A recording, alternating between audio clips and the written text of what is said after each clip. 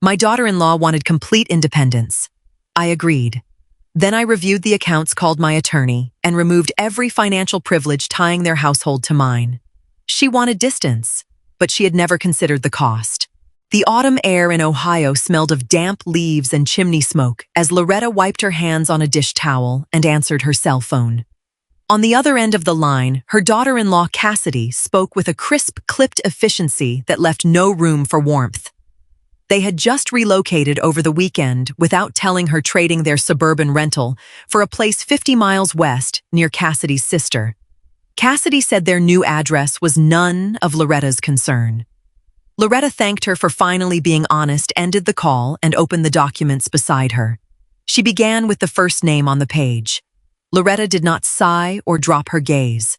She simply listened to the justification about boundaries and privacy, letting the words wash over her without resistance.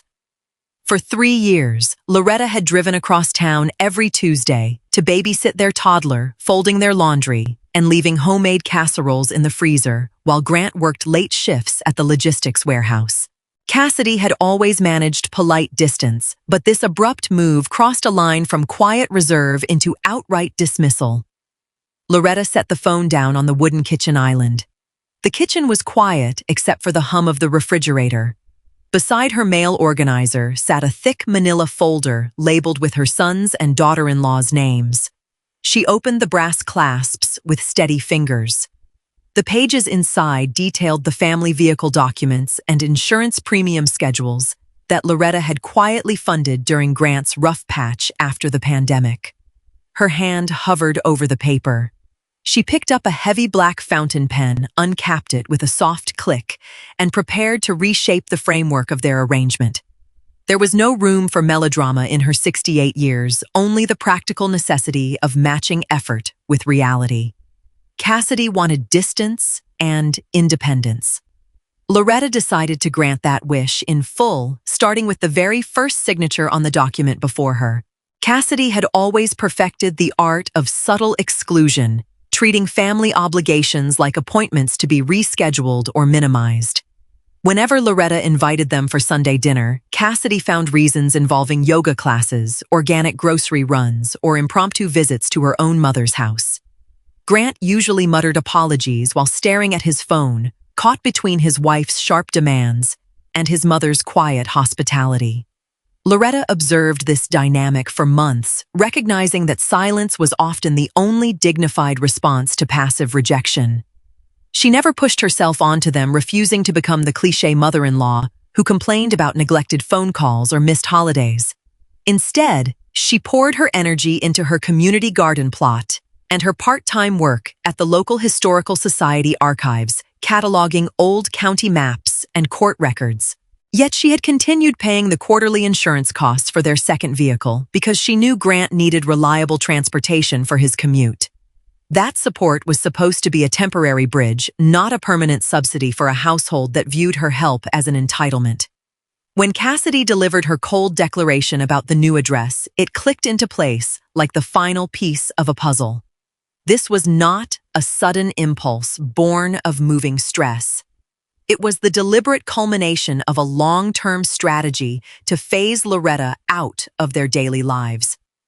Cassidy wanted the benefits of family without the inconvenience of connection. Loretta understood the rules of that game now. She looked at the second page of the packet where the vehicle insurance renewal dates stared back at her in bold print. Her fingers traced the edge of the paper as she considered what true independence looked like for a young couple who claimed they needed no one. If they were entirely self-sufficient, they certainly did not require an aging widow covering their quarterly vehicle insurance costs or maintaining their roadside assistance coverage. On Tuesday morning, Loretta changed her weekly routine for the first time in 3 years. Usually, she woke up at 6 to prep slow cooker meals that she would drop off at Grant and Cassidy's house before their toddler woke from his nap. Today, she brewed a single cup of loose-leaf Earl Grey tea, sat by the bay window, and watched the frost melt off her neighbor's lawn. When her phone buzzed at 9 o'clock with a text from Grant asking if she could pick up some organic whole milk for their son on her way over, she paused. The request assumed her schedule remained entirely flexible, anchored to their needs, regardless of where they lived or how they treated her. Loretta replied with a simple, direct sentence, "I won't be heading that way today, Grant." She did not offer excuses about appointments or back pain. She simply stated a fact. Minutes later, a follow-up text arrived from Cassidy, asking if Loretta could at least transfer the store loyalty points she used for the boys' milk purchases. Loretta left the message unread, placing her phone face down on the oak table. She dressed in a warm wool cardigan and warm boots, driving down to the local credit union instead. There she spoke with a loan officer named Marcus, whom she had known for decades, discussing the logistics of stopping her automated payments toward their household accounts. Marcus nodded sympathetically, recognizing the quiet determination in her eyes. It was a small, practical step, but it marked the definitive end of her role as their invisible safety net. She did not feel angry. Rather, she felt a profound sense of lightness, as if she were shedding a heavy winter coat on the first warm day of spring. The world did not stop spinning because she stopped catering to her daughter-in-law's unspoken demands. In fact, the kitchen felt larger, the tea tasted sharper, and the morning hours stretched out before her with an inviting, untouched quietude that she had not experienced in years. While organizing her desk drawer later that week, Loretta uncovered an old ledger containing records of every financial contribution she had made toward Grant and Cassidy's household over the past 24 months. There were receipts for dental work, veterinary bills for their rescue dog, and emergency plumbing repairs that Loretta had paid for when their basement flooded last winter. Cassidy had never once offered a word of thanks, treating those interventions as windfalls from an endless bank account. Loretta flipped through the pages, noting how the requests for help had increased proportionally with Cassidy's coldness. The more distant Cassidy became in person, the more frequently Grant asked for financial bailouts behind her back, claiming his wife's freelance design business had slow months. Loretta realized she had enabled a dangerous dynamic confusing maternal love with financial shielding. She picked up her red marking pen, the kind she used at the historical archives to note discrepancies in old property deeds, and drew a clean line through the remaining entries for the upcoming quarter. No more veterinary subsidies. No more emergency plumbing reserves.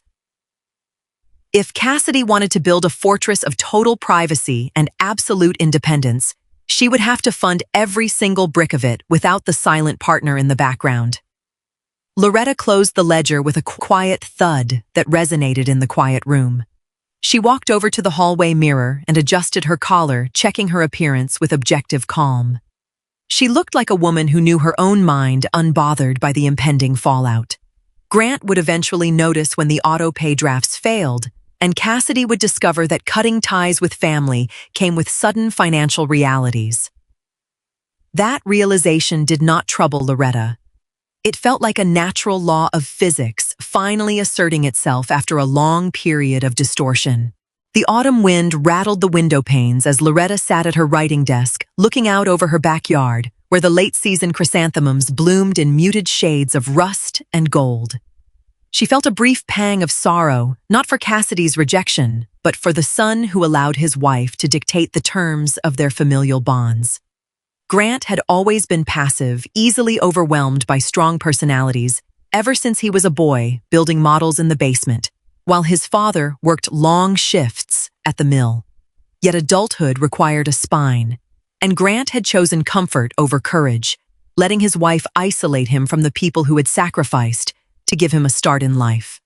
Loretta took a slow, deep breath, letting go of the residual grief that threatened to cloud her judgment. She had raised him to be independent, but she could not live his life for him or protect him from the consequences of his own spineless compliance. She opened her laptop and logged into her insurance portal, navigating through the administrative menus with practiced ease. With 3 deliberate clicks, she removed Grant and Cassidy as drivers from the policy she had been paying for shifting the billing responsibility back to their own household.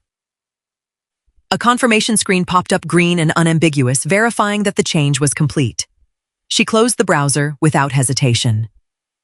There was no need for long internal monologues or dramatic declarations of independence. Actions spoke with a clarity that words could never match, especially when dealing with people who valued control over connection.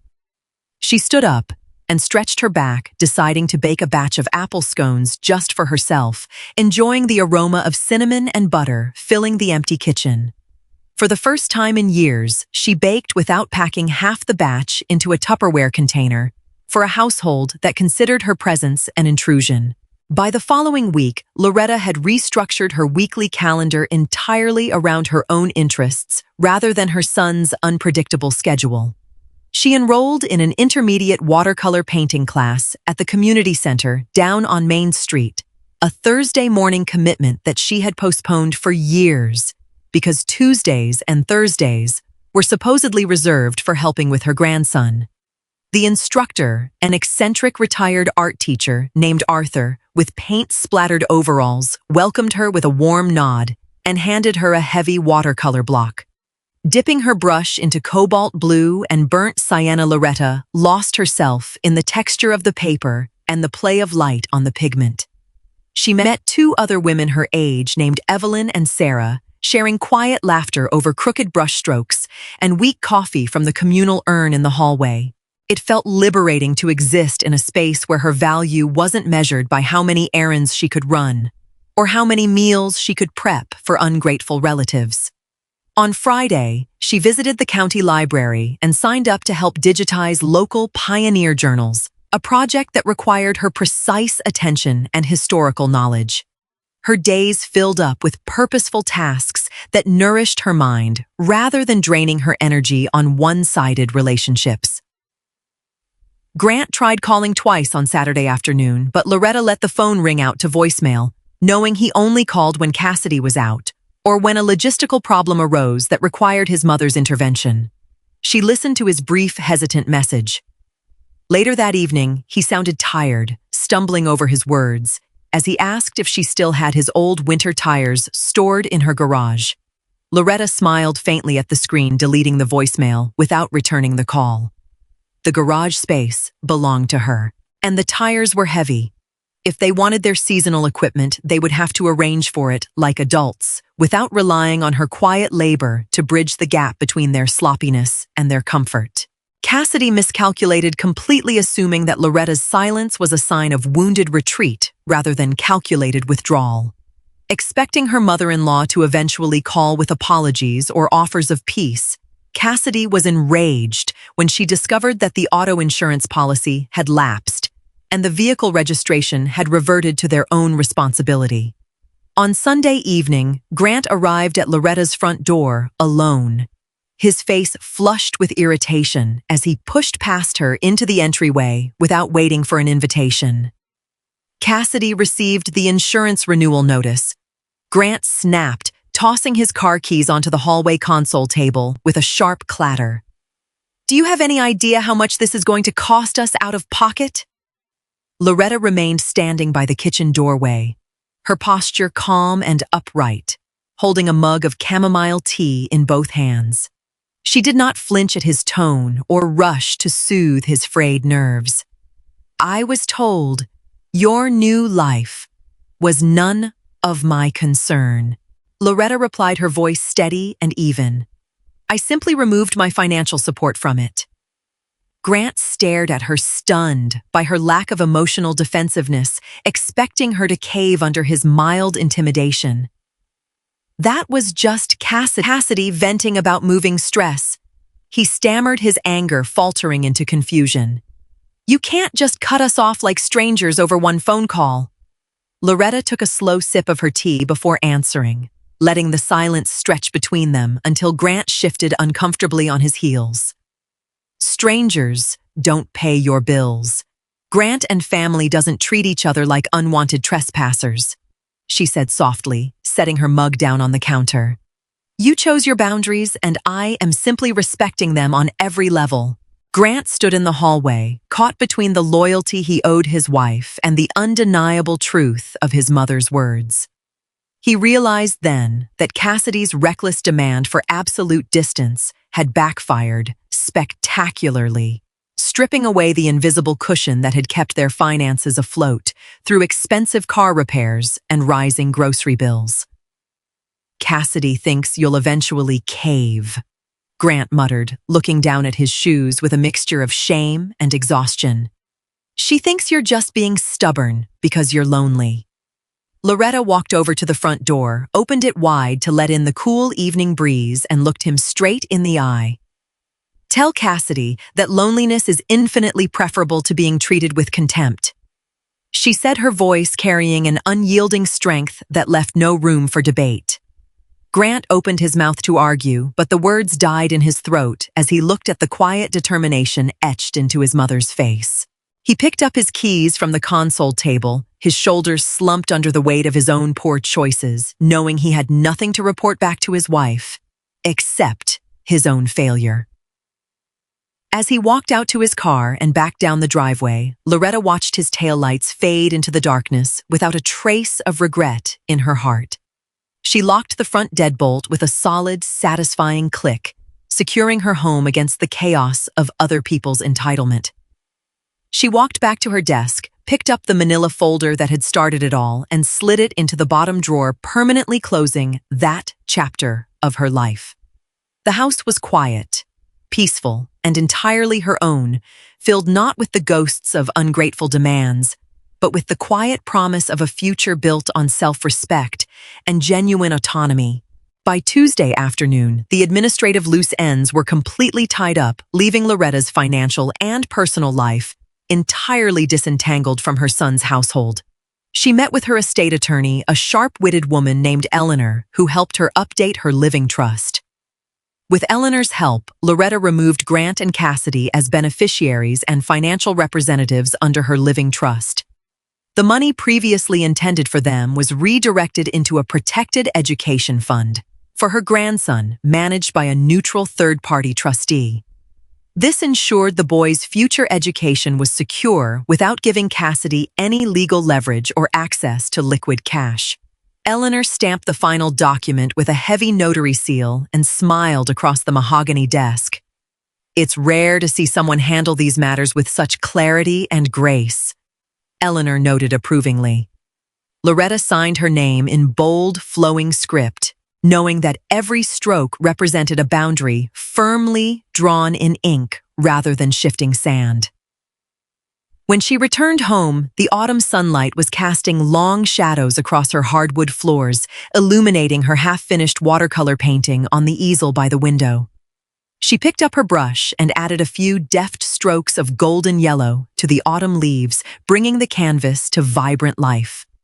Her phone remained completely silent on the counter, no demanding texts from Cassidy, no anxious calls from Grant.